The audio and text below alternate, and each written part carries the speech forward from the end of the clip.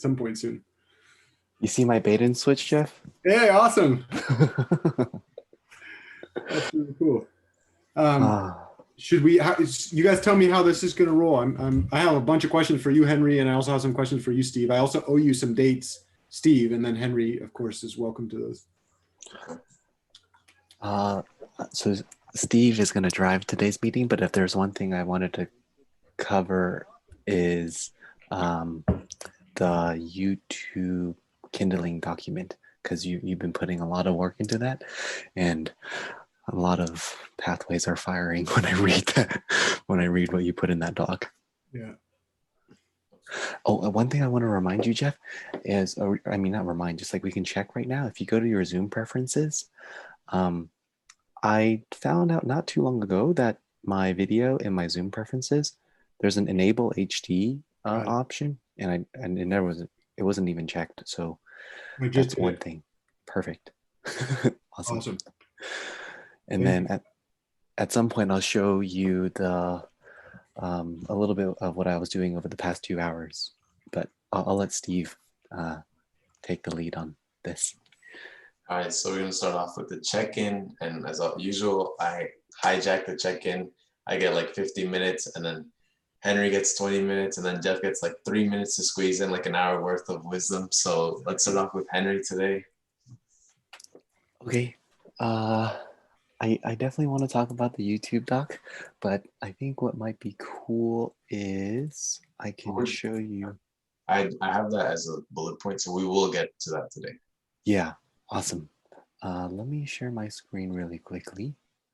This was kind of a cool deal. So I learned how to, I've been using Adobe Premiere Pro, which is included in my tuition at San Jose State, that entire Adobe suite. So it wasn't too bad. So I actually listened to our entire meeting from last week in full on Spotify at regular playtime speed 3 times. I told Jeff this. Every single time I listened to it, I saw something new, and just that realization.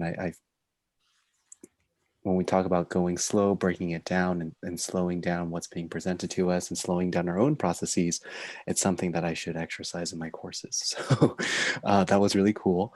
And then, so what I did today after listening through our meeting 3 times, I opened up a notepad and I started timestamping, but not like how I've done in the past, where I just timestamp a lot in our full hour-long video.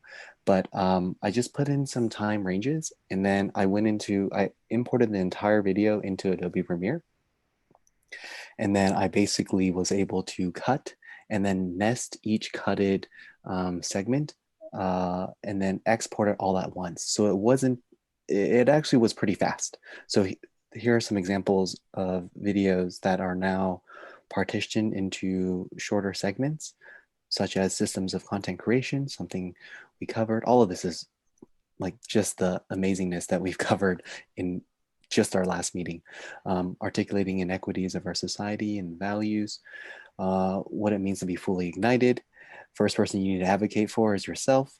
Metacognitive processes are transferable. That was our little story of skateboarding and soccer. So my vision with these shorter format videos is, one, I don't want to put it on our audience to watch through an hour-long meeting, even if it's timestamped. I just think hour-long video links often aren't clicked.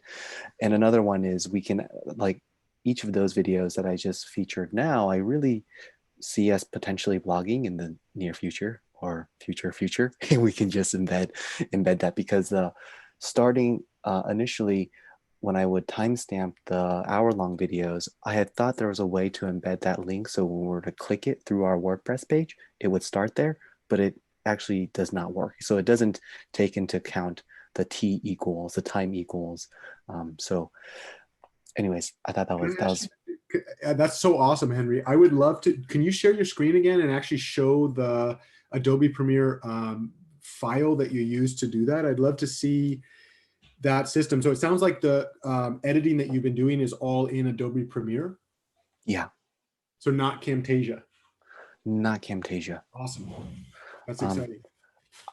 I would love to do that, Jeff, but when I open up Adobe Premiere Pro, usually my laptop sounds like it's about to explode, and that's without Zoom running. So next time I will prepare that, or I can even record that on Camtasia. I know I've been using Camtasia for my graphics class. So anyways, I can record that and I'll show that process.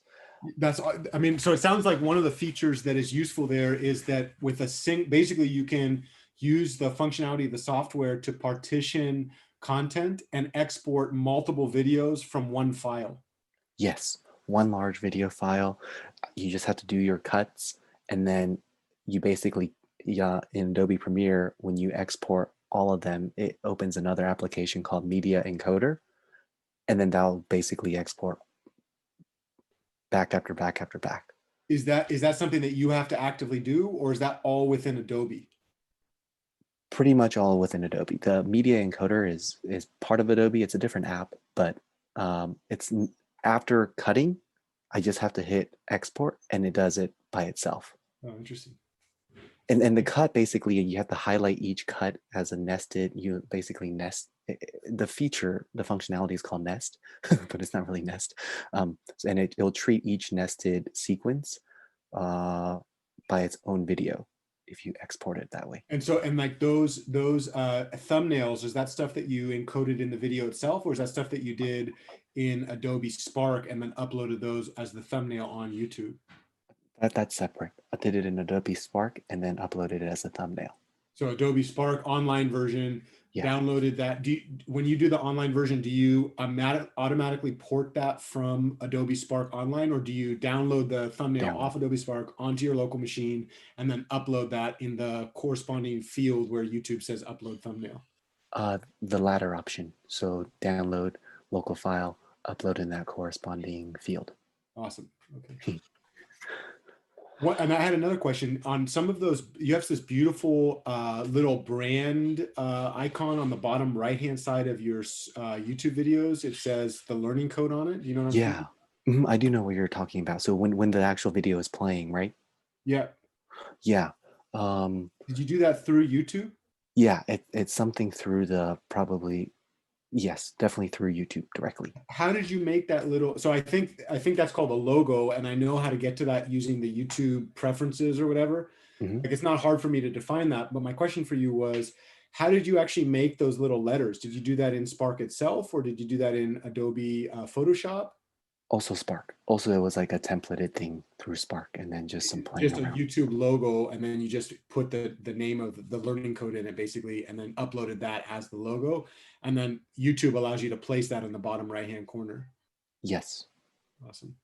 Some other people, they have like their logo is actually a subscribe button, which is funny. I mean, that's not dynamic, but their little logo is a subscribe button. But yeah, I've seen that. I've seen people leverage that. It's super smart. I've been doing my research, I realized, like, Henry, 4 steps ahead of the teacher, 5 steps ahead of class. Yeah. If I don't know, did Lene get back to you about Adobe Spark? I have it. I'm using it. Yeah. It's online. I don't think the premium version is something that I want to do at this point. I mean, I think if I use it for 1,000 videos and I'm covering my own costs, then that's a different conversation, right? But the free version seems fully functional and better than what I'm currently doing, which is just to take a screenshot within Camtasia. I see. And I'm always happy to make you any logos. That doesn't take very much time. Yeah, I think it's worth. I want to be like semi-functional. So if we like take Steve or Henry and then like multiply by like 1/10, like I'd like to reach that level, you know? Yeah. We got to reach John Myers' level of his tech savviness. That guy's pretty savvy. In fact, in his blog, one of his recent blogs, he features a quote unquote reaction video of another math teacher trying to react to her students' work. So, oh, is that Dan Meyer? Dan Meyer? Dan Meyer? The Desmos guy who used to be a high school math teacher. UID, yeah. Oh, that's Dan. Yeah. Yeah, that guy's legit. Mm-hmm.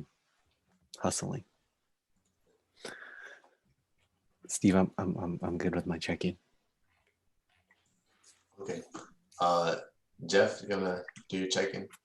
Sure. Just writing down everything you guys are saying. So, and I have like a loud keyboard, so. No, you're doing great. Okay, awesome. Things are going well. The office is coming along. At some point, I'll give our community a full tour of this office. It's kind of optimized for deep work. This week I've started filming again. It took, because we moved, it took a ton of it's taken like a week and a half to get MATLAB in the proper form, which gives me some real empathy for my future students. And I'm recreating some of my content. And so I had to do some writing and thinking. But as of yesterday, I hit the record button. And I think I'm about, we'll see, I haven't done today I've already gotten 8 + 9, 17, basically 18 minutes of content filmed, edited, and exported, not up on YouTube yet. And then I think I have another like 10-minute video probably sitting that needs to be edited. And so that's exciting. I'm really excited about this. I'm adding a whole new component to my class, which was my specialty in my graduate degree, numerical computation. I'm going to bring that into the MATLAB course. And so that's fun and hard work. Here's to another 10 to 12 weeks of grinding. Jeff, I encourage you to actually perhaps film your office tour and talk through that, because as much as it'll be valuable for me and Steve, but I think many other students too. Yeah, no, that's what I had planned to do. You've been inspiring me to be creative, and I've been watching the author Think Media. That guy has 2 or 3 different, Sean Canal, something like that. Yeah. And so I've been really kind of studying the moves that he's showing in his videos. And one of them was an office tour. And I realized there are a number of things that I wish I would have known before I started this that would be useful. And so I had planned on doing that. I don't know, this next blog post that I'm doing, I meant to get it up last week, but one project at a time. It will be up this Friday by 6 p.m. I think is my deadline. I think I'd like to do, we haven't talked about this in a minute, but do you remember way back when in the, I don't think I can share my screen for some reason. I need to fix that, but I can definitely change that right now. Okay, you should be good. Awesome. So way back when, one of the things that's kind of fun about this office is that it's designed for different horizons of focus to be able to capture all that stuff. It's the same thing with my hierarchy and my digital memory system. So the little @ symbol is above the 0. So I like that up top. So if I click on GTD systems, all of my projects are in the projects list. And then right now, this is what I would call an active project. And then what were we talking about here? Oh yeah, so the different features of projects that I have, basically, these are all the projects that I'm working with on a daily basis. And there's just a ton of support documentation associated with each of them. It's just a lot of data, but I can pretty easily find it. The thing that I wanted to show us, I don't think the SSEIG, I got to retitle this. Can I retitle this the teaching and learning, the learning code, I mean? Is that okay? Yeah. So I'm going to go ahead and, because we're done with that thing, but we're definitely not even close to, well, I guess we're started. So that's a shared folder. I didn't want to do that without your permission. One thing that I thought was pretty useful for you guys, Steve, do you remember we were talking about different horizons of focus? Yes. So the horizons of focus model is interesting. I like to categorize my projects by impact in my life. So I have about 10 major project areas, only a few of which are like super active with multiple active projects on it. So authorship, relationships, community, and democracy. So right now, for example, one of the major open projects lists that I have in community and democracy is the 2020 election. So if you were to look at this particular thing, that's my active project folder. There's these numbers on it. So I used to label them with the corresponding, so you see authorship is 1. So I used to actually type in the label authorship, but the problem is over time, the project categories change, right? So then what I have to do is I have to delete the label and redo it. And then I realized, well, what matters is the category itself, not the label. So if I assign numbers to the labels, then I can change the category names and not have to actually relabel stuff. But I keep a list right over there on the computer, and that's on. So in my active project list, in my someday Meiji projects, and in my inactive, they're all labeled associated with that. And you can kind of see, this is for you guys at this point, but I'll do a formal work here. So if you go into my active projects list, I kind of track all the active projects that I'm working with. And then what's really interesting about that is for each of those projects, I have a next action item that I'm working on. This is not, I haven't updated this recently because I've been doing other stuff, but what's nice is that that allows me to kind of give a daily overview of the stuff that I need to get done for that day with corresponding due dates on it. And then the corresponding project support files are found immediately in that active file list. So every time I want to talk about voting, I just pull up this thing, which is a hard copy, and then I have a corresponding soft copy on my computer of stuff that I work on.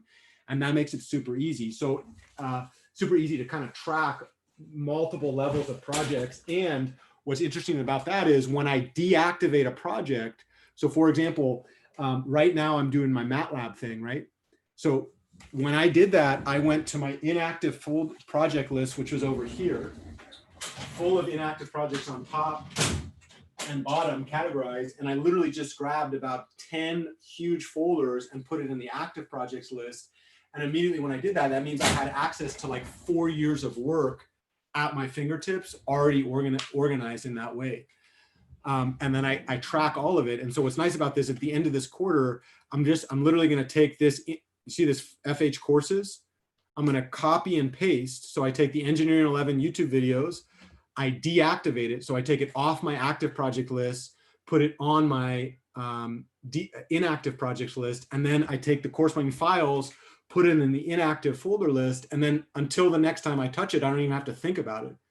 And what's nice about that is like, I'm about to work about 3 months, like 8 to 10 hours a day on this project. And so I'm going to get a ton of work done that I'm going to want to refer back to. And so that's kind of the organizational structure. Anyways, the thing that I wanted to check in with you guys about was, if you remember way back when we had gone into, so let's do active projects and then the learning code. So we had these Conquering College documents. And years ago, I don't even know when I made this document. Maybe it's on here. No, it's not on here. So I had, one of the things that I think is kind of unique about this project is to timestamp a lot of the interventions and principles based on how the quarter flows. I would actually say that I didn't do this in this one, but I should have. I'm not sure. There it is. So table design, that's frustrating. Let's insert above. So video 0 is to prime belief, work on belief. Do you see the structure of my blog posts? First blog post was to introduce what the learning code was all about and what our mission was. The second blog post was to prime belief. Could you guess what my next set of blog posts is going to be about? Something about goals. Yep. So it's probably going to be 3 or 4 because I have something like 30 or 40 pages on goals plus the work that you suggested, Henry. So this is an example of this one.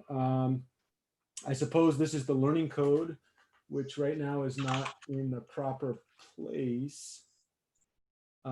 You gave me, Henry, some real inspiration. Where would I have put the learning code? Oh, the learning code has its own space in my, you guys will be excited about that. So the learning code has an entire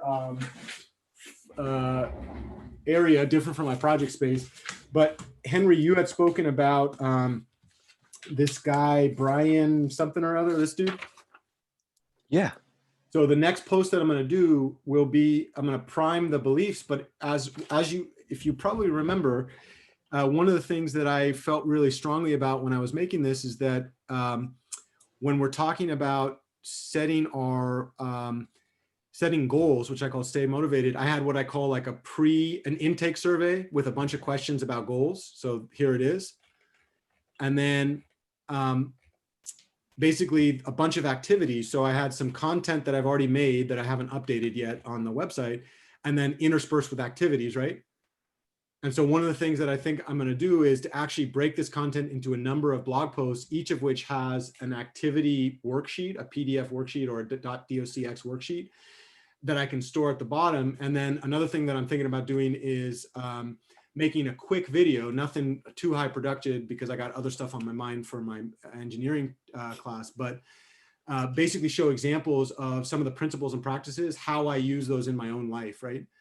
Eventually, instead of me doing it, I would probably like to interview other students doing it. But for now, in order to manage my limited resources, that's kind of the plan there. So I just wanted to kind of keep you updated and then get your feedback on that plan. What do you guys think? Is it too much, too little? As soon as I saw Brian do that, I immediately thought of everything you've done for Conquering College. So that's so cool that we're resonating. I love that. I wonder, as far as the blog posts and the content that Steve and I will be pushing out over the next couple months, I think naturally they're going to be aligned to if you follow that list structure, because there's just ways to easily align everything we're trying to talk about. I wouldn't worry. So like one thing that I think for you guys, don't worry about so if we looked at that overall structure of the project overview, I did this on purpose. And Steve, do you see this one? Yeah, you develop your home office. Yeah, I think I wrote that particular line in like 2014 or something like that. Because what I realized, and if you actually look at this, it's pretty, like, imagine if you had access, I would like to think, imagine if I had access to really high production value material. I mean, if you haven't read this in a while, right? Yeah. Oh, and Jeff, I had a question. Yeah. You said I didn't hear what specifically you said you were going to delegate to your students in the future. Oh, not delegate. So, one of the models for YouTube is to become the sage on the stage. So, there's a lot of YouTube community members that will like highlight themselves as the example of success, right? That is one model, but I don't think that it is the model that, I mean, I definitely think it's important from the standpoint of like giving people insights to who I am and how I work and being vulnerable. Like I definitely want to be vulnerable and show, just be authentic basically, right? Like who am I and how do I show up in this world? But from the standpoint of inspiring students, I think diversity in representation is really important for the learning code. So one of the practices that I want to get in the habit of doing is finding examples of students who exhibit really, really strong practices and perhaps even metacognitive understanding of the principles behind those practices, and letting them speak for themselves to channel some of what we're doing in the learning code. To do that, I think it's good that we're building a platform, because we can, as I interact with students and as you guys interact with students, we can then do those interviews. And I would say that's much more like the video, as I'm learning about video influencers, they do that a lot, right? They find YouTube influencers and they interview them as a way to highlight different ideas that are on YouTube and then also bring creativity into it. I'm not particularly worried right now. Video influencers is a business plan as much as it is a YouTube channel. And I respect that. What I'm thinking a lot about when I'm talking about this is system navigation and system transformation. And so that's right now, that would be my major focus, that I can develop habits on a daily basis. When I interact with about 120 students a quarter, 360 students a year, new, and then I have ongoing relationships with many students, I am always astounded at how bright and capable my students are. And I don't currently have a robust capture system to be able to get those students to show others what they show me. And so that's the statement that I was making, Steve, that right now in the early stages, as I write my blog posts, some of the videos that I'm going to make are going to be centered on my own practices. Part of that is just because I have to build, I'm partitioning cognitive load right now. It is much easier for me to learn and develop systems of video production when the only person I'm coordinating is myself, than it is to learn how to do that as I'm having to send emails, coordinate timing, coordinate, right? And so in the early stages, as I ramp up to the next level of production, I'm going to focus on making sure those blog posts are done, and then also hitting different media outlets with the blog post. So blog, hopefully at some point Spotify, and also videos. And then eventually I think I'll get good enough that the interviews that I'm doing don't have to be about my own practices. They can be highlighting practices of student success, I suppose, or student experiences that I actually engage with on a week-to-week basis or day-to-day basis in my professional life. Because it's within those testimonies that they are literally doing, or perhaps struggling to do, some of the things we're preaching.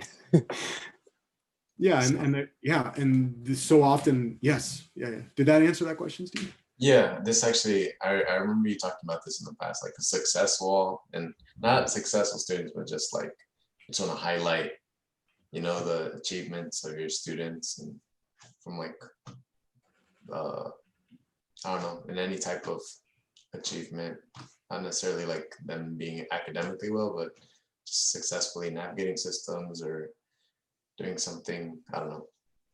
Yeah, but yeah, one of the things that I like to counter, this is a paradigm shift, right?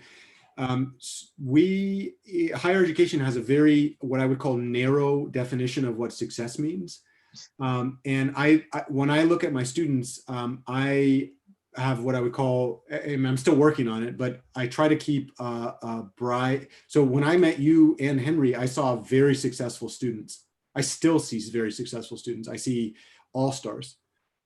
And there are some things that you guys bring to your study life that I think are magnificent and noteworthy. And part of what we're doing in this is to highlight those things for you guys. But very often when I work with students, I see like tens of examples of this type of thing in each student, right? And one thing is, I don't know that the system always goes out of the way to highlight those things. And then two, I haven't found really systemic ways by which a college like Foothill, for example, puts those, represents those, broadcasts those, right?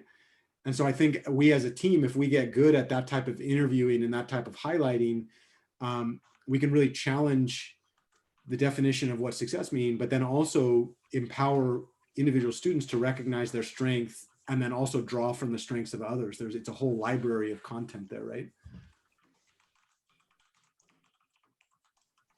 isn't that what crafting our narrative is all about? Yeah.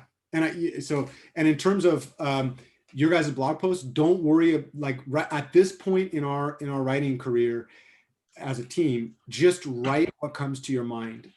As we get more sophisticated, as these systems become routine, and after we've met a year of deadlines, right? And we've really started to become habitual content creators. At that point, I think we will have earned the right to start brainstorming more strategically about what order we should be writing in, and what different content we want to put in, and how we're going to organize it. But at this point, like I think it's better to just start writing, and we can deal with referring back and refining later on in the process as we grow our skills. What do you think of that? Or at least for me, I think that's really important. Just like putting it out there without necessarily just a large oversight of like having to structure it really specifically, or I don't know, just it's kind of like when you're writing an essay, kind of just brainstorm. We're kind of getting our ideas out there. And for us, I don't know if it'll be a couple months process, a year process, but I'm sure that we'll pick up and learn things along the way. I'll share one thought, which was something I left on that Kindling document, because a few meetings ago we had said after we each post 5 times, maybe we can buy a domain. But if I'm serious about helping other students also think about what becoming content creators are, which I am, I'm not so worried about the domain, number one. Number two, like what we're doing, I really see not like, I personally have not seen anyone do what we're doing in any of my research in media over the last 3 years.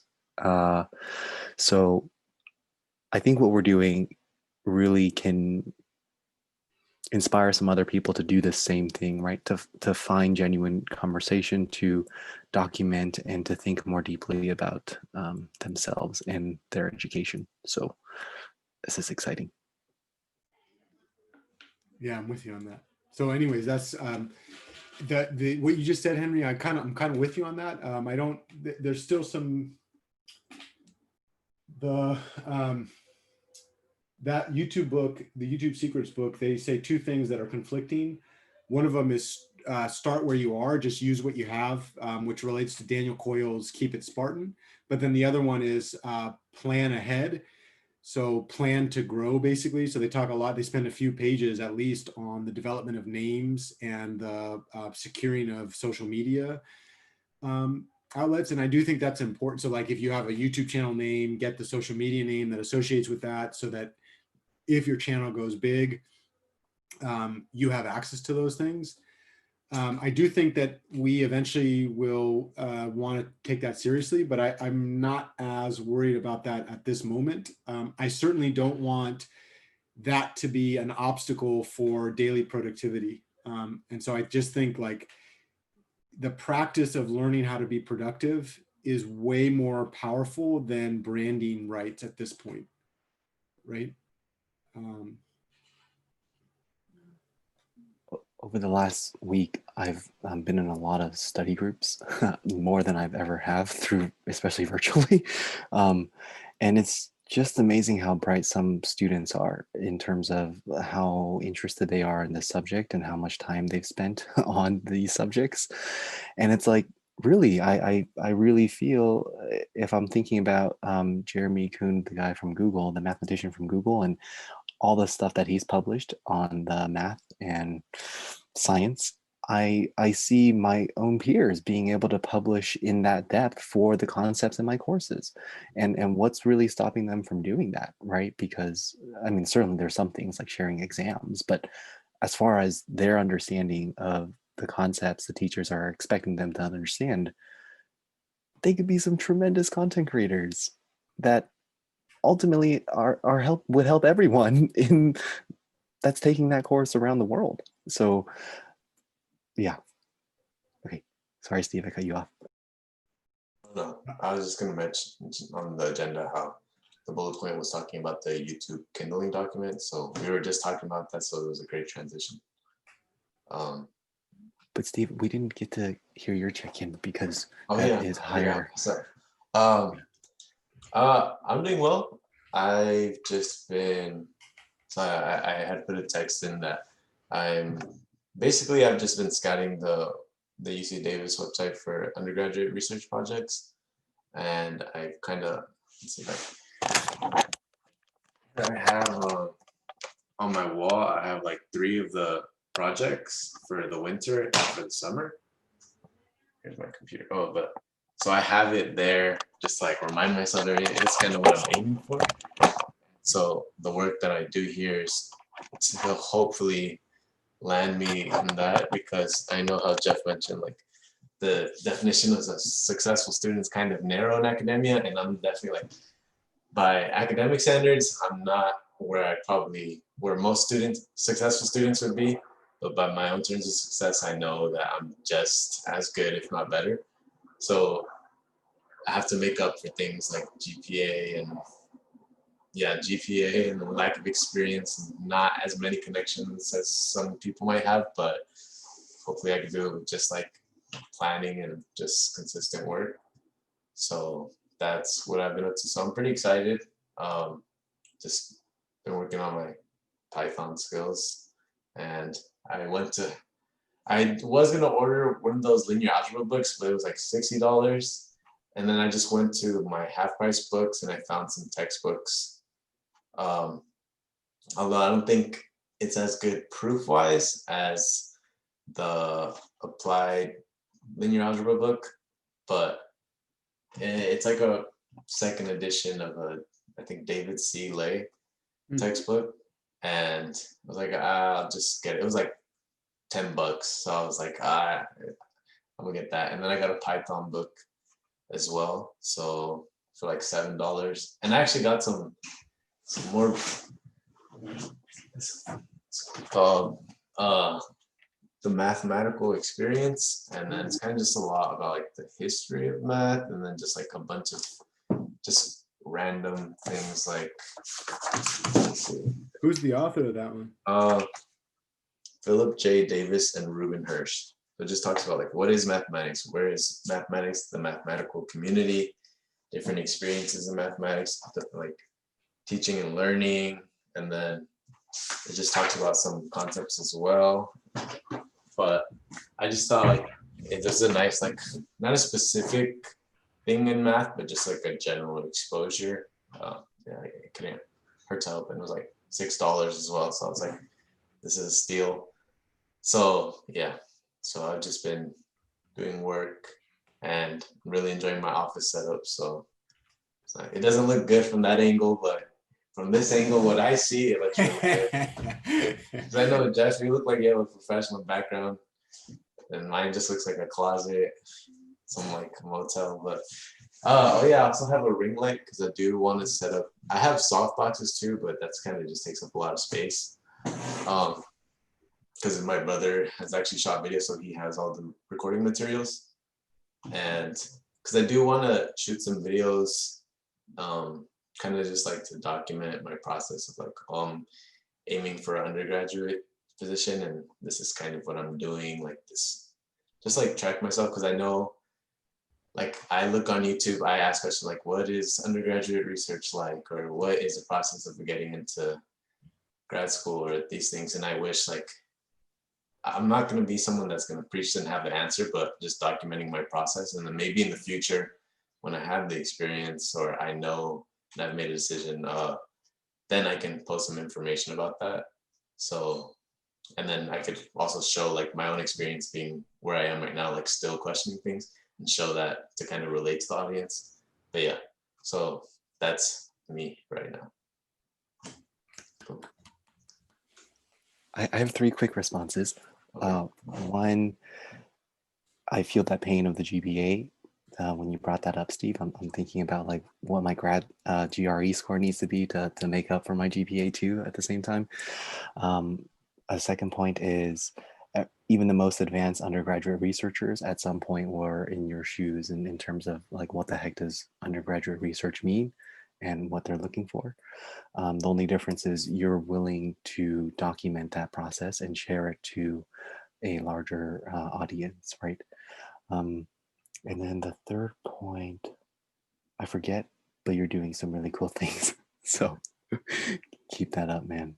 Oh, yeah. I remember the third point. The third point is the most funny point, which is I feel that the reason why Jeff is pairing us up and this entire project is your interest, your ever-growing interest in STEM is so inspiring to see. And I think Jeff knew my interest in STEM concepts has always been a little bit short. So every time you talk about STEM in that way and seeing your investment towards STEM is super inspiring. So just know that. I can see Jeff's face. He's like, that's not what I was thinking at all. Like, Henry's really good at STEM.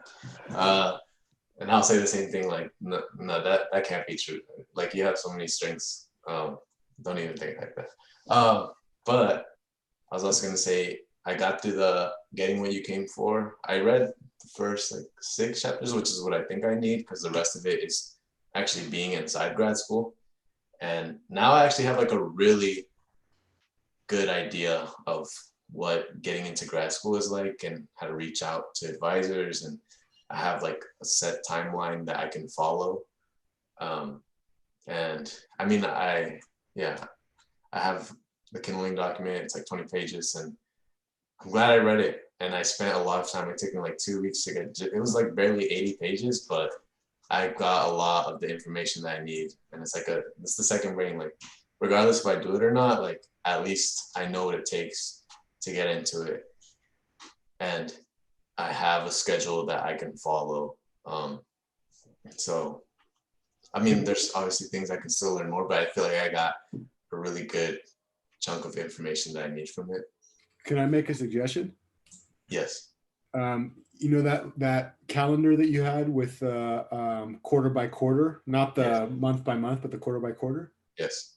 Can you put a post-it maybe next, so in between your second to last and last year, in the summer, you might put a post-it to read chapters 7 through like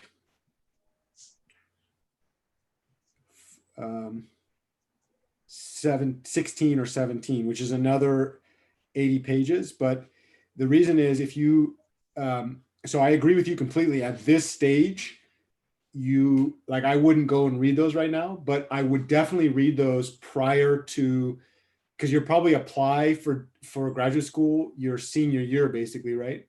Yeah. So like June 2023. But I think the applications are due in December or November. No, yeah, it's I have it in the, I would have to apply. I don't know, I have to check my thing, but I have the schedule, like, because in chapter 6 they actually outline like timelines of like how you would follow things. So let's see,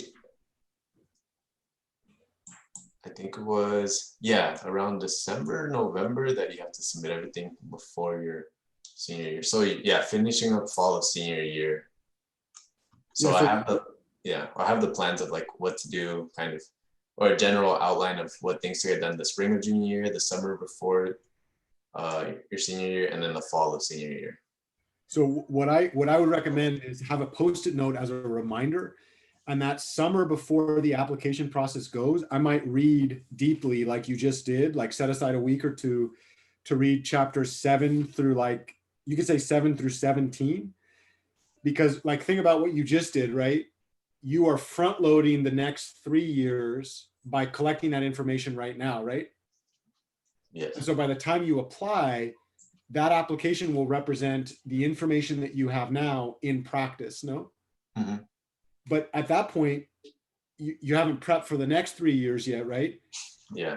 And the application process, like so if let's assume you apply, so you now have like an overview of a plan for the next few years of your life, right? Yes. And you're gonna basically, now the job is to like execute that plan, right? Yeah. Which is like the easy, I actually like to say that's the easy part. The hard part is figuring out what the best plan is, right? Yeah. I mean, it's not easy in the sense that it takes like, what I mean to say is, though, this gets into the theme, not all minutes of work are created equal. If you didn't have the information you have now, you could work your ass off, but you would be working in ineffective ways, right? Yeah. But now that you have this information, like, the job is just go out and collect more information and go out and collect opportunities to get towards that space, right? Yeah. So the point of reading this book in those chapters prior to your application, like right as you're applying, is, or you could even do it after you apply. Like, it doesn't, you could do it the point is that now it's on a post-it note, right? So it doesn't really matter when you do it. Yeah. But before you go into, so if you apply in December, they're going to get back to you in like March or April, probably. If you get a positive vote of confidence, and I'm going to say, you're going to hear something funny from me. I would not go for MIT. I wouldn't go for UC Berkeley. I wouldn't go for UCLA. I would go for a lesser, unless those schools have scholars that you specifically want to work with and you have a working relationship with them. Right. So if you know a teacher at that school or a professor at that school that has open PhD slots that you have a working relationship with and they are actively targeting you, that's a very different scenario. But if the only thing that you're going on is school recognition name and you're like, oh, MIT is really prestigious, let me try there.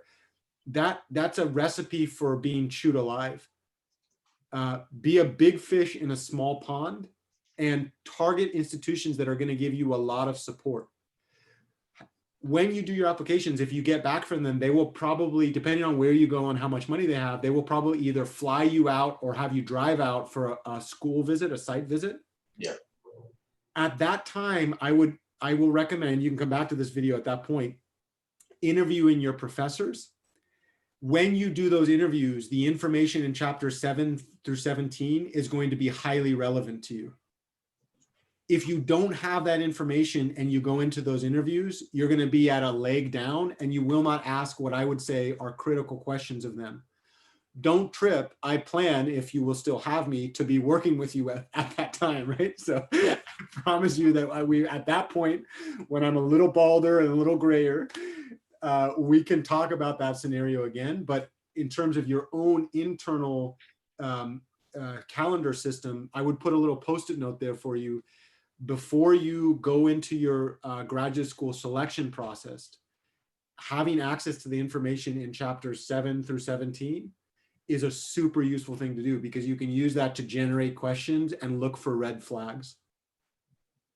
Yeah. And then that's why I think one of the reasons I really want to get involved in undergraduate research as soon as I can is so that, well, it'll make me more competitive. I can at least build a relationship with someone that's more intimate with some professors rather than just showing up to office hours, even though like I'm sure that will help. Although in Zoom, I don't know how that's gonna work as much. And also like, because I mean, it's a big commitment. It's like 7 years commitment. Well, if I'm including the years before, that's what, 10 years. So I definitely want to see like, what is this process like of doing research? Like I want to get exposed to it before I make a commitment like that. So just being as informed as I can before I make a huge commitment like that. Yeah, so I'm glad I set out to put, like, even though it was only 80 pages, which like it doesn't feel like a lot, but I gained a lot from those, and like it cleared up. It just seemed like a whole mysterious thing. If anything, my only doubts are just like how, like it's just telling me to reach out to professors in other schools, and I'm like, wow, that's just like, it's hard enough to talk to a professor from my own university. Now imagine trying to bother a professor at a different university. But I'll get to it. I'll get to it. Yeah. So that. Can I ask you a question? Yeah. What do you think of the Kindling process? What? What do you think of the Kindling process? Or better, what did you do? How did you Kindle? So first I just like, I mean, as I read the book, I would type side to side, but then I didn't know how I felt about that. And then I read and wrote down things, which I feel like it stuck better for me. And then later on, I typed that information again. So I kind of went through it almost 3 times. So I feel like that really made it stick, but it took a lot longer. So I have to like that's why I barely finished my Kindling document maybe like 2-3 days ago rather than like a week ago. But yeah, so that was my experience with Kindling. Yeah. Henry, I'd love to hear just real quick, to address Steve's doubt on finding people at other institutions. See, when you get your first undergraduate research opportunity, professors are well connected with other professors at other institutions. So don't trip yourself over that hurdle, right? Because, for example, the research that I'm doing in the College of Ed with those 2 faculty right now, they're super connected with faculty from around the world. So you just gotta find your first one, right? Yeah. At Davis. That's why for me, like, instead of thinking big picture, like get the PhD, it's like, sorry, I'm gonna just start small. See if I can get some local undergrad experience working with professors. Hopefully, like, even if it's a great experience and it's a horrible professor, it doesn't like push me away. But I When you get closer to that, Steve, I don't know the young professors at Davis. They've hired a number of professors since I left, so I won't have as much information about them. But a lot of the older ones, I have working knowledge of their personalities and their student-centeredness. And I'd be so happy to talk with you about that as you strategize to do those applications, and also think about, you know, I would ask you a few questions about the type of math that you want to do, and I'd also provide for you some guidance about that type of thing. I would always advise focusing on applied math for a few different reasons, but I'd be happy to share that knowledge with you as you make, so that you have the information, so that you can make a decision that you feel is best for yourself. Yeah, and I've seen a bunch of like the conferences of like professors talking about, and I've kind of just seen, I get a glimpse of what professors are like based off how they speak, and then also a lot of conferences from, like I put it on the Excel sheet. There was one like just Latinos in math, and there's one professor, this Mexican professor, he's from Mexico. De Loera. Yeah, Jesus de Loera. Yeah, that guy was really cool. Yeah, I really liked the way he was. And then there was, I think, Marielle Vasquez, and she might be Puerto Rican or something, but she's in biology and math. But yeah, it was, and they seemed really self-centered. So I was like, because I know Jeff, you're always like telling me like, oh, some professors are assholes, this, and I was like, okay, I need to be aware of that. But then it's so weird for me to see a professor, and he's like, oh, he seemed like a really cool guy, like, but hopefully, I mean, that's genuine. So yeah, I'm excited to see what happens this next year.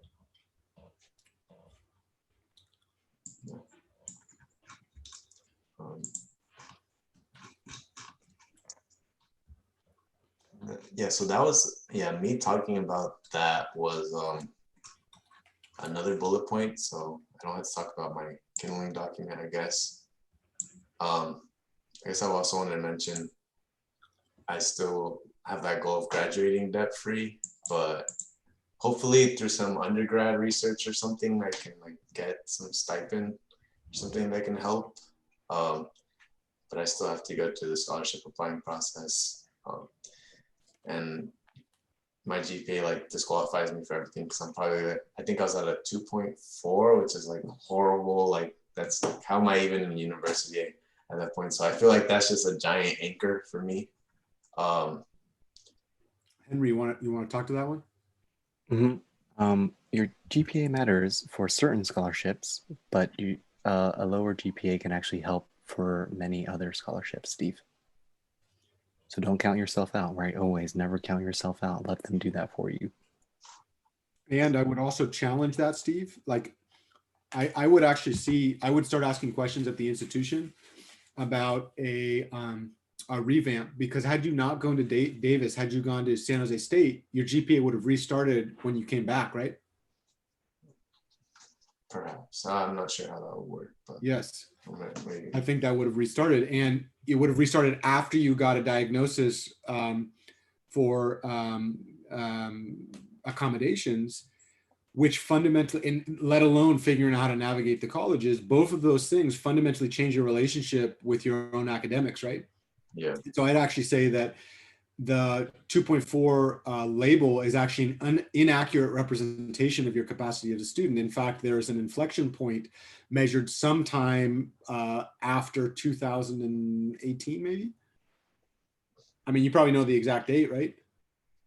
It was 2 spring quarters ago. Or when did I start Davis? Oh, it was only 1 spring quarter ago, so that was pretty recent.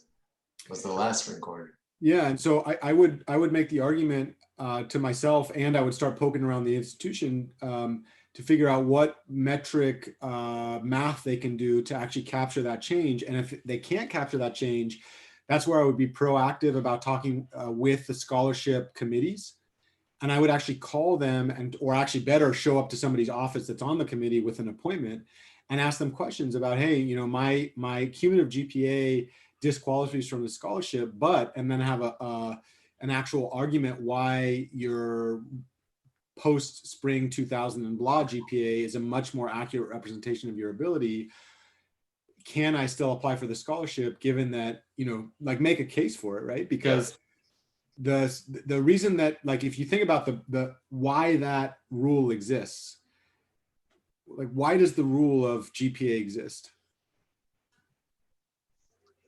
I don't know, to evaluate some students. Is it the professor's money?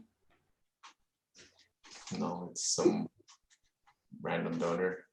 Maybe random donor, maybe money from the university, right? Yeah. So the people on the committee, do they have a personal stake in that money? Yeah. I would say they have a professional stake. Is it coming out of their bank account? Oh, no. Right? So there's some money that doesn't belong to them and they're trying to evaluate your ability. Is the money infinite? No. So they only have maybe a limited amount, right? Yeah. Okay, so put yourself in that, empathize. Okay, you are working as a professional, you are determining who's going to get the scholarship, and you only have a limited amount. Who would you want to choose? We'll use some random indicator or some indicators of driven students, and usually I think that correlates with like a high GPA. I mean, that's a false assumption. That's a systemic assumption that I don't believe is true, right? Yeah. But they're using that metric, right? Yeah. Okay. In your case, is that metric at all relevant? No. Are there ways that you could communicate your drive to satisfy the demands of the committee that clearly demonstrate your strengths as an applicant? I can look into it. I'm not sure if there is, but I can try to petition. Ask questions, collect information, just like you're doing. Yeah. Just go ask the questions, right? And if you get a no, that doesn't mean no. That means the person you're speaking with doesn't have a broad perspective. Yeah. Right? Yeah. I actually never thought about that. I mean, yeah. Then my GPA won't be as much of an anchor. I've seen personally and heard stories of people that turned low GPAs into tens of thousands of dollars and applications into highly competitive schools, because the GPA is a story, right?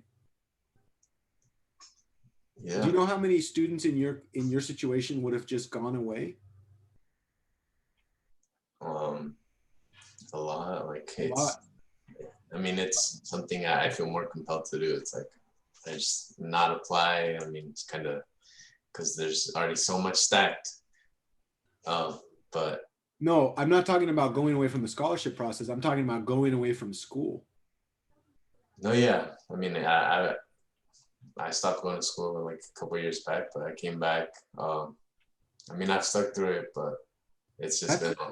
That's a strength, Steve. Like that you like. I would encourage you to find ways to leverage that strength and leverage that drive, that grit, that determination. When we deep read Grit, hopefully you'll have some language to talk about that. That book is really good by Angela Duckworth. It's a good one. It's not on my next 5 in my queue for deep reading, but it's a good one. That grit is a testament to your strength and your capacity. And your job as an applicant is to show that, to convince the committee why does that show that you are just as deserving, if not more. I wouldn't more as a hierarchical system, but like there's some real strength there. It's just you're going to have to be creative about how you demonstrate that, and also creative about how you navigate that list of checklists. But like put yourself in the shoes, empathize with those people. The why do they have that GPA requirement? Because I mean, my answer to that question would be it's their way of vetting candidates so that they're not throwing money down the drain in their mind, right? If you have a limited amount of money, you want to bet on horses that are most likely to win. And to do that, you look at that previous track record. Previous success is no indication of future performance. But if a student doesn't know how to navigate the institution on itself, it's very unlikely that they're going to be able to finish their degree and then go on to bigger and better things, right? And so the GPA is a metric by which they're basically measuring assimilation into the system processes.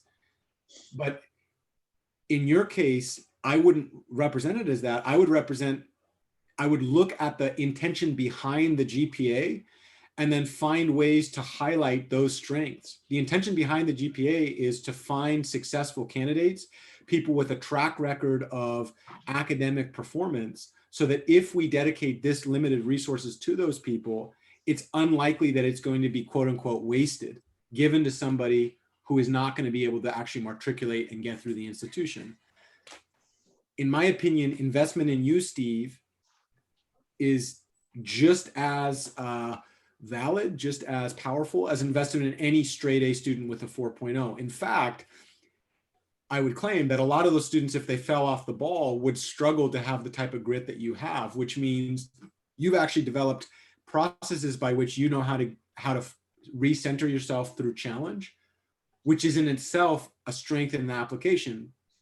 The difficulty or the challenge for you is, how are you going to learn to write and interact, communicate, so that you can get yourself in those spaces to be evaluated, and so that you have a compelling case about how you can sell that challenge as a, what do Americans love? Meritocracy, and they also love, what's the story?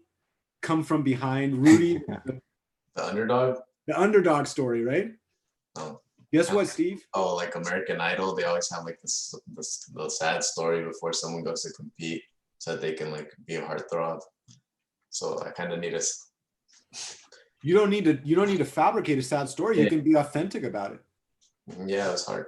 But just recognize that like your weakness is your strength. Like your perceived weakness in this particular area is actually a huge strength. And in fact, the strength of big players is their weakness, because they have no such underdog story.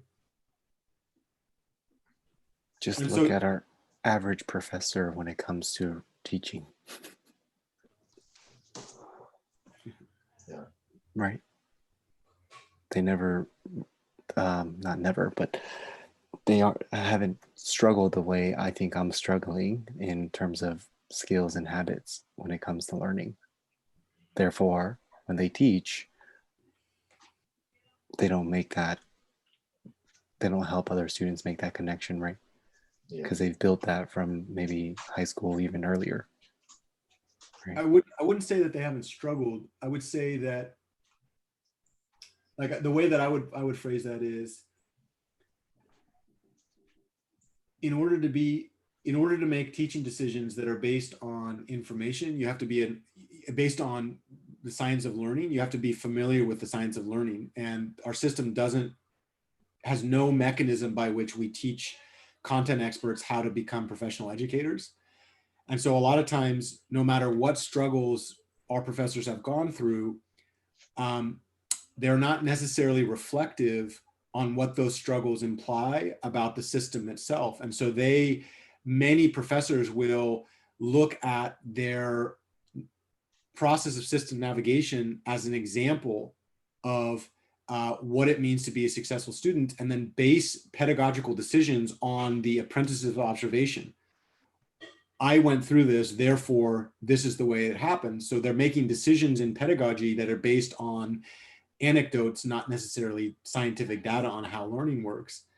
And moreover, the highest achieving members of our academic communities are often the most privileged members, because socioeconomic factors and racial factors play into where these people grew up, the type of information they have to navigate the system. And so it ends up that meritocracy is a myth, but not a realized goal.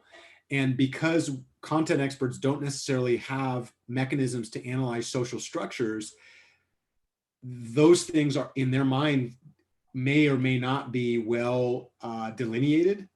And so from that standpoint, like, I wouldn't say that those folks hasn't struggled. Many professors do struggle and they have their own individual difficulties there, but I don't know that many professors know how to really break down that struggle and analyze it using multiple lenses, and then make informed decisions about the teaching technique, so that some of the poor pedagogical choices that led to unnecessary struggles in their own navigation of the system don't get perpetuated in their own classes, right? And I think that's one of the things that I want to help you guys think a lot about. You know, one, how do you navigate the system in a way that's super powerful? But two, how can you individually and we as a team build consciousness about larger themes in the science of learning and social analysis, so that when you make pedagogical decisions in your own classes in the future, you're doing so from an informed perspective and not doing so based on the pedagogy or the apprenticeship of observation. Or another way of saying it, you're not doing to your students what your teachers did to you just because you succeeded, right? Can't wait to highlight that part in our recording. Where I was coming from when I was first said that they weren't struggling is recently I've been helping my mom. She's been a tutor for the last year for Chinese for students anywhere from elementary school to middle school. And I'm getting to know some of these students because I'll pop in and say hi and just get to know them. But so many of them at that age have tutors for every single subject. So in other words, everything Cal Newport has said about time block planning, they've already been time block planning since they were 5 years old. They've conscious or unconscious been training their cognitive fitness in focusing on these concepts through mentorship or guidance or tutoring in all these academic disciplines and subjects. So what I was trying to say when I said that was, like, if I've been doing push-ups since I was 5 years old, and then all of a sudden I'm a professional push-up artist at 35, and I'm trying to teach how to do push-ups, I might miss some of these things because I haven't thought about that process. But yes. Yeah, that and I think that analogy you just made is exactly what I'm saying as well. Like, just different language, right? And then for the last agenda item, I don't know if Henry, you wanted to talk about your Kindling doc. I mean, not your Kindling, your blog post, and just from the misery of autonomy from a student's perspective. Yeah, we thank you for highlighting that. I'm happy to talk about it. I also like what you put on our agenda, which is talking about what Jeff had said last time, which is how might we reframe our boredom so that we get excited about where we're studying. So the inspiration behind the blog post on the misery of autonomy from a student's perspective is actually similar to what I just touched on, right? Being actually earlier when Jeff was saying that not all, I don't know, focus times are created equal, or if we have a plan that is well thought out and proven to be effective and efficient, then executing that plan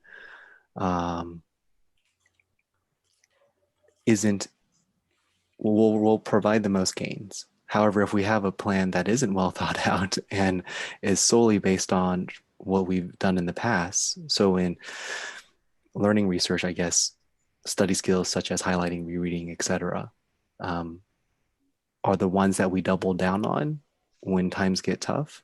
That is actually not the best plan to go about and execute, because there's only so much rereading and highlighting that you can do before you realize that you're still not going to fully grasp the concepts during the exam time or during the project time. So yeah, I'll leave it at that. Keep going.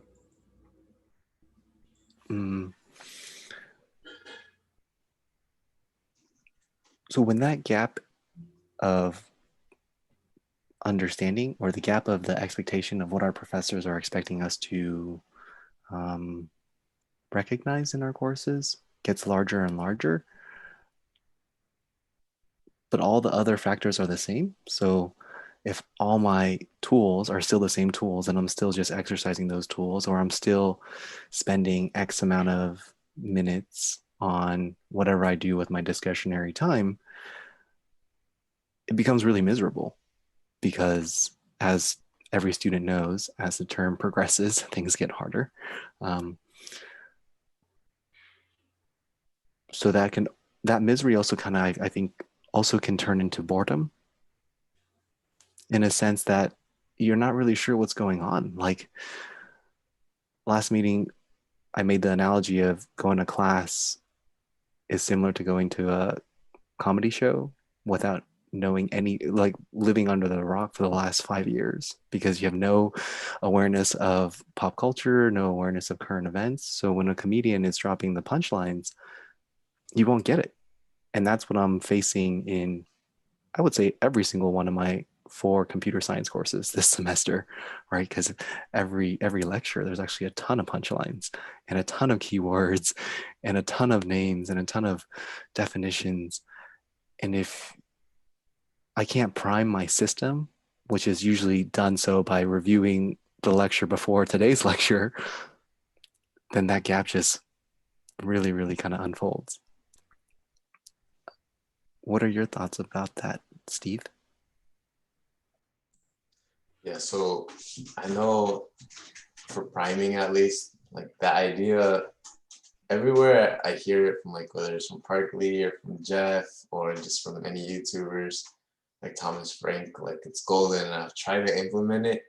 And as soon as like basically a regular quarter happens and you're behind on something, and then well you're like, okay, should I review on the things I'm behind on, or should I preview the next thing? And I'm like, I'm gonna just review. And then you kind of, or at least me, I just abandon priming in general, because like I don't want the snowball effect, even though it's happening. I'm just trying to reduce the snowball. But I don't know, I haven't found a system to be consistent with that. And that kind of frustrates me, because everyone says it's like a golden nugget and I want to implement it so badly, but every time I attempt to do it, I can't. And that's something for me that I really want to figure out. Yeah, my rant. What about you, Jeff? I'm sure you integrate it. So here's a question I have for you. What does that tell you about the act of lecture? It's not efficient. Well, I know, like, oh, I was gonna say, if I think I'm more proactive than a lot of students, at least that I know. And so if I can't do it and I'm having trouble engaging, then I'm gonna say a lot of students out there, more than half, are struggling to engage. So it's not really an efficient system to. So the first thing that I want to say is, last week we highlighted that paper by, I think, a guy named Scott Freeman.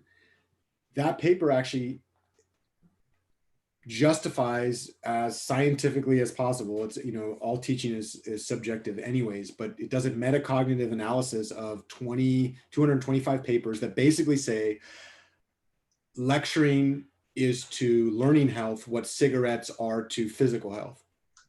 Like, it's a shitty system, right? And another problem that I haven't seen addressed in the research literature from the standpoint of like quantitative statistical analysis to justify that this is true, right? The 4-year degree was created, I mean, formally speaking, like 1930s, 1940s. But we've had like 90 years of technological development from that, and we haven't changed the structure of that degree. And so what ends up happening is it's the 5-pound bag problem. You're trying to fit 20 pounds of manure into a 5-pound bag. Well, guess what? 5 pounds can't fit 20 pounds. It just doesn't happen, right? And, you know, a lot of teachers will think just because they can talk fast, students are understanding. But the issue that you're noticing, Henry, is like learning doesn't happen on a schedule that's defined by the teacher prior to starting. Learning happens when you actually sit down to learn. And this is, I know you said something really relevant last time, but I do think it's worth mentioning.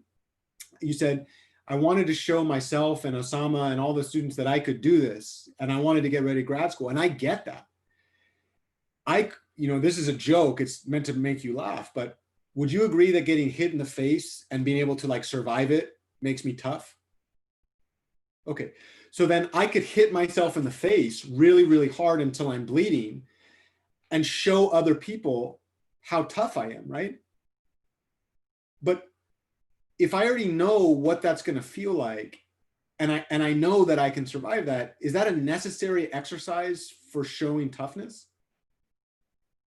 Like, in fact, maybe I would want to like reorient, especially if I know some of the dangers associated with that, right? Like a broken nose, bloody, you know.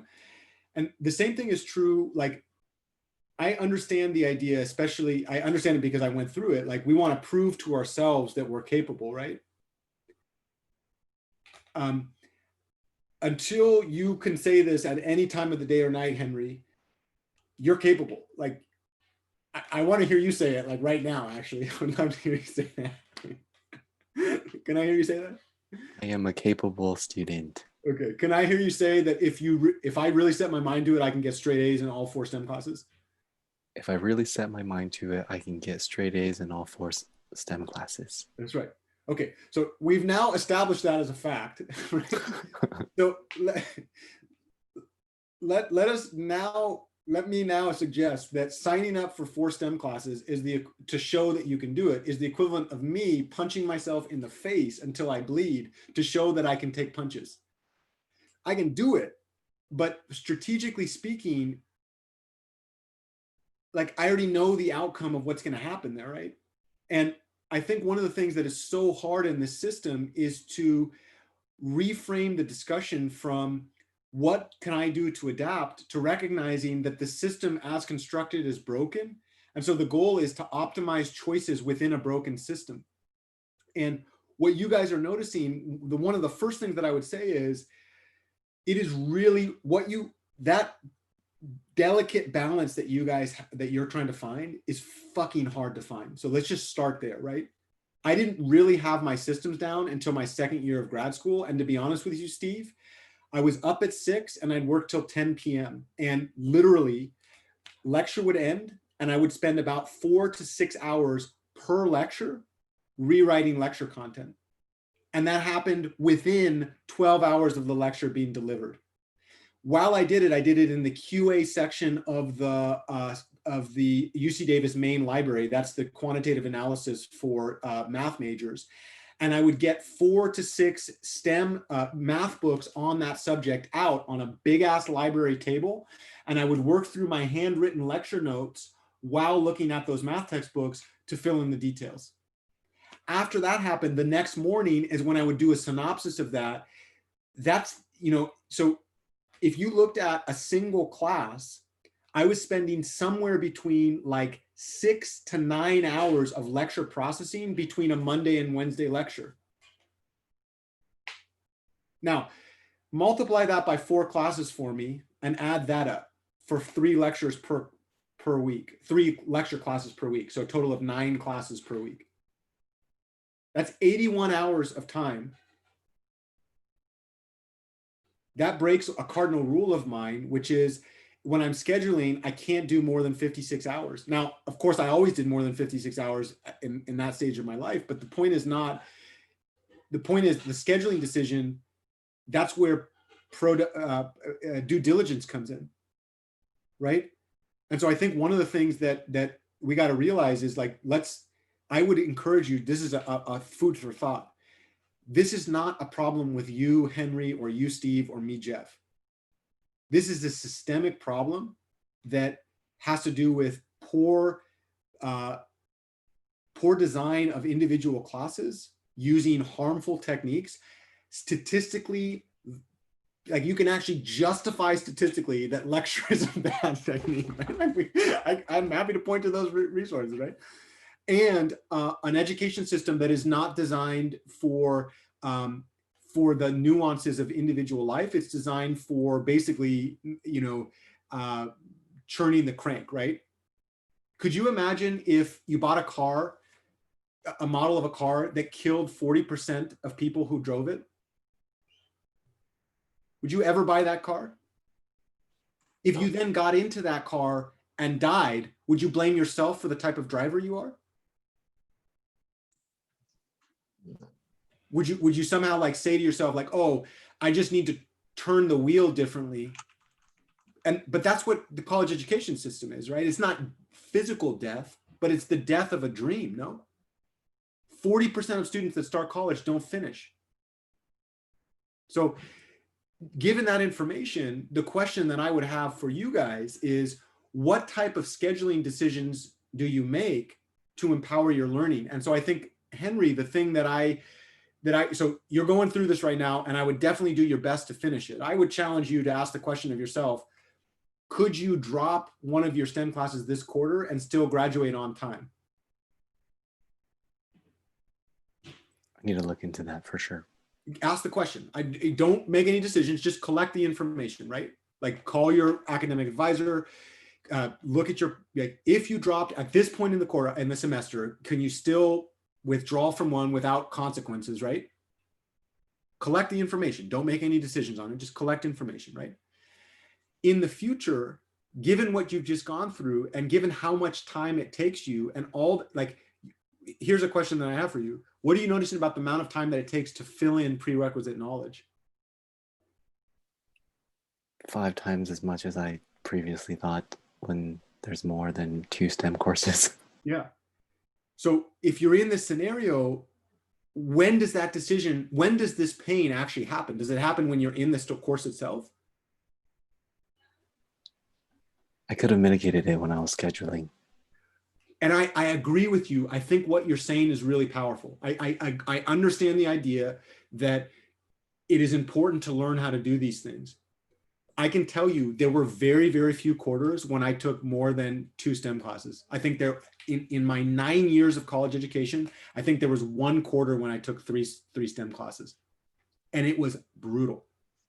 In my graduate career, I did it a few more times, but some of those were self-paced and had take-home exams.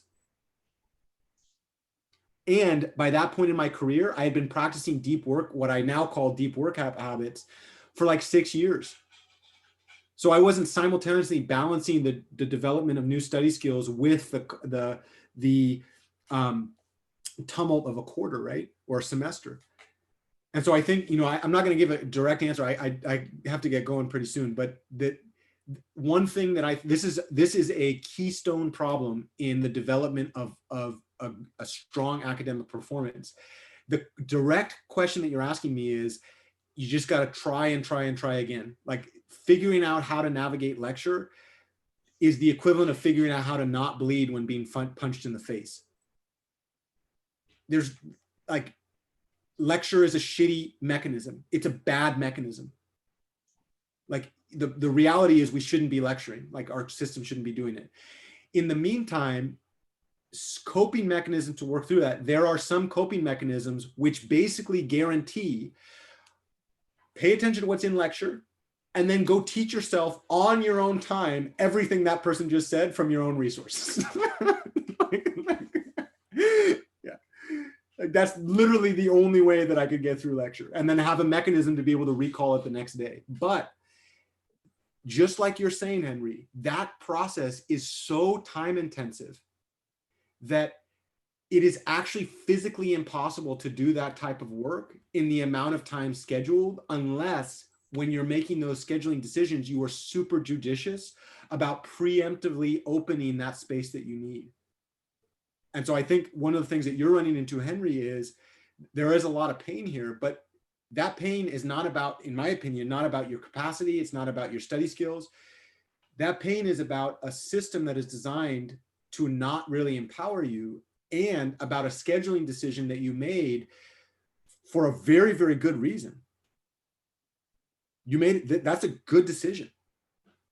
But now that you're in it, this is where I would start leveraging this experience. Is it physically possible to do what you need to do given the time that you have? Had I been exercising deep work since high school, maybe. Yes. Okay. So so what you've done is you've like, that's the equivalent of me going to an NBA court and trying to play, right? And so I have to recognize that that's a decision that I made and then put myself in a position where I can make a different decision so that I can support the type of growth that I need. And as I grow those skills, this is why I've said so many times to you guys, like, this is a 10-year process. This isn't a 1-year process, right? So that you can take those long-term goals and spread it out over a period of time so that you're not so Overwhelmed.